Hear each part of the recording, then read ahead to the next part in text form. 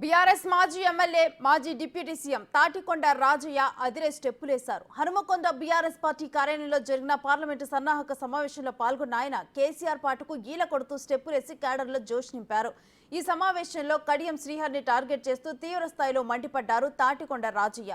దళిత దోహి, దళిత దొర, కల్నాయక్ కడియం శ్రీహరి అంటూ ఫైర్ అయ్యారు.